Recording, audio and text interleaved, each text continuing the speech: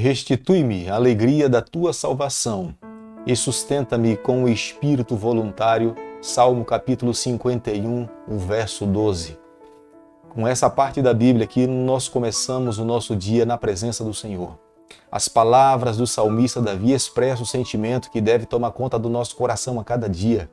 Restitui-me a alegria da tua salvação. Como é feliz aqueles que reconhecem que em Cristo estão salvos. Que na cruz do Calvário o Cordeiro de Deus se entregou e foi suficiente para que nós pudéssemos receber a salvação. Por isso, nesse dia, nessa manhã, na sua trajetória, descansa no Senhor, confia no Senhor. Se houver uma necessidade que Ele venha restituir essa alegria na tua vida, clama por Ele, pede a Ele. Ele estará sempre disponível para nos conceder a certeza da salvação em Jesus Cristo. Quero convidá-lo nessa manhã a ter nas mãos a palavra de Deus no livro de Levíticos, capítulo 13, o verso 3. O sacerdote lhe examinará a praga na pele. Se o pelo na praga se tornou branco e a praga parecer mais profunda do que a pele da sua carne, é praga de lepra. E o sacerdote o examinará e o declarará imundo. Nós sabemos que o nosso Deus é Criador dos céus e da terra. Ele é soberano. Sobre Ele está o domínio de todas as nações. Nós sabemos que não há uma enfermidade, não há nada que exista sobre a face dessa terra que Ele não possa resolver, que Ele não possa fazer. Tudo que existe sobre a face dessa terra veio a existir através da palavra do nosso Deus. Ele perfeitamente poderia curar qualquer tipo de enfermidade, mas Ele também é soberano para orientar a nação de Israel, para que eles pudessem seguir as leis de saúde e pudessem ter condições de ter mais saúde e se prevenir de algumas enfermidades. A lepra é uma delas. Nos nossos dias, tecnicamente, nós a conhecemos como sendo hanseníase, mas naquele período se denominava e se conhecia como sendo uma lepra. Era a enfermidade mais temível daquele período. Não havia cura e muitas vezes, quando as pessoas eram acometidas por essa enfermidade, o seu único destino fatal, de fato, era viver reclusa, separada de todas, taxada à morte. O sacerdote tinha nas mãos a responsabilidade de examinar o possível enfermo. E aqui a palavra de Deus, no livro de Levíticos, capítulo 13, o verso 3, quando os pelos da pele se tornavam mais brancos e quando na parte da pele estava mais profunda do que o normal, geralmente se era caracterizado como sendo um leproso. Se o sacerdote determinasse ou chegasse ao diagnóstico que a pessoa estava leprosa, ela deveria se afastar de todas as outras pessoas. Ela deveria abandonar o seu círculo familiar. Ela poderia até entrar numa sinagoga, mas ela seria a primeira a entrar e a última a sair. Ela não teria contato com ninguém. Antes que o diagnóstico pudesse ser declarado, cada caso exigia um cuidado especial para chegar ao diagnóstico. Uma pessoa que era descoberto que ela não tinha enfermidade, ela poderia voltar naturalmente para sua família e viver a sua vida normal. Mas quando o sacerdote a designava como sendo leprosa, ela de fato teria que se afastar de todas as pessoas do convívio social para que outras pessoas não fossem contaminadas e dentro de uma nação não se tornasse uma pandemia. A lepra era muito comum nos tempos antigos. Israel teve o seu primeiro contato quando esteve no Egito. Deus prometeu livrá-los de todas as doenças, mas eles deveriam viver uma vida de obediência a Deus. Quando alguém, em algum momento, sofria algum tipo de enfermidade com respeito à lepra, se subentendia que era de fato a mão de Deus ou consequência das suas falhas sobre a sua vida. Sobre as mãos do sacerdote estava a responsabilidade de examinar todas as pessoas. Como já mencionei, haviam duas características básicas.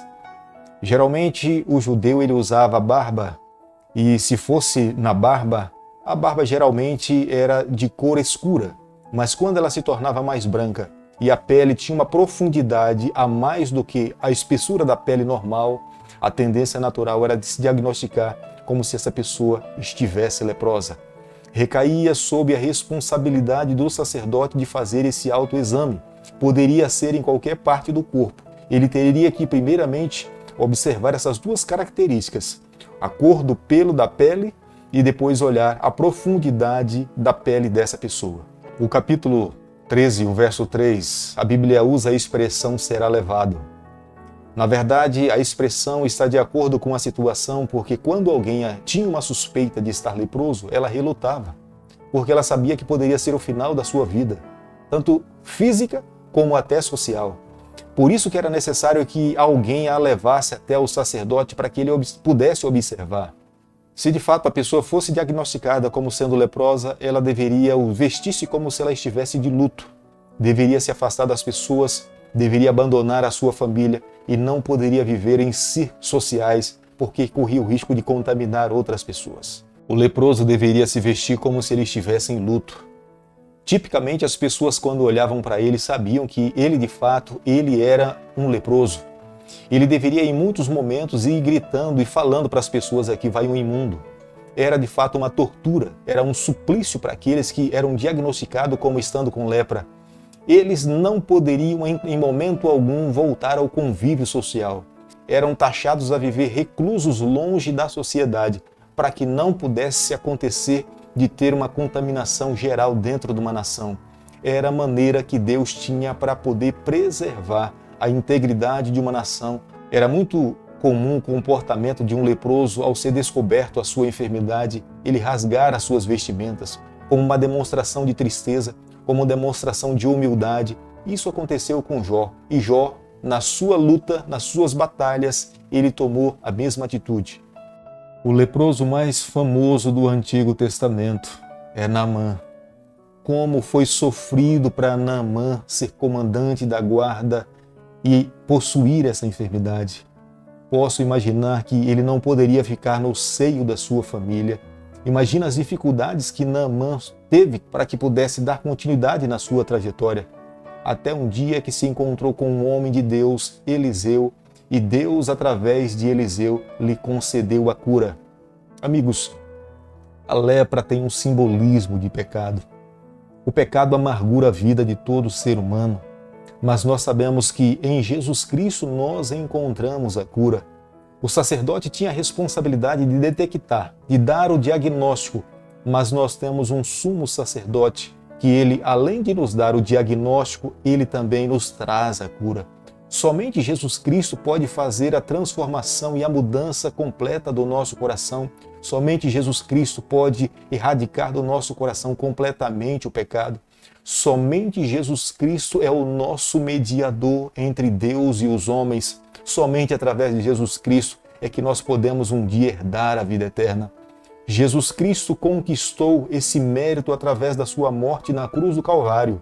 E em Jesus Cristo, todos aqueles que se aproximam do Senhor terão o direito de viver eternamente. Por isso que nessa manhã, eu e você, o que nós temos que fazer nesse momento é procurarmos a Jesus, é nos colocarmos nos seus braços, é deixarmos que Ele cure as nossas chagas, que Ele molde o nosso coração. Se nós permitirmos que Ele fizer isso, tenha certeza que Ele irá transformar a nossa vida por completo. As suas palavras são muito claras na palavra de Deus. Vinde a mim todos que estáis cansados, sobrecarregados, e eu vos aliviarei. Se nessa manhã você se sente cansado, oprimido, busque ao Senhor e tenha certeza que Ele vai te trazer a cura. Querido Pai, nas tuas mãos nessa manhã nós nos colocamos. Nós confessamos as nossas falhas, nós reconhecemos as nossas fraquezas, mas nas tuas mãos nessa manhã nós nos colocamos por completo. Fica conosco no decorrer desse dia, é o nosso pedido e a nossa oração, e nós fazemos em nome de Jesus. Que o Senhor te abençoe e te guarde, que Ele faça resplandecer o seu rosto sobre você, que Ele tenha misericórdia de você, que sobre você, nessa manhã, Ele levante o seu rosto e conceda a sua paz em nome de Jesus. Amém.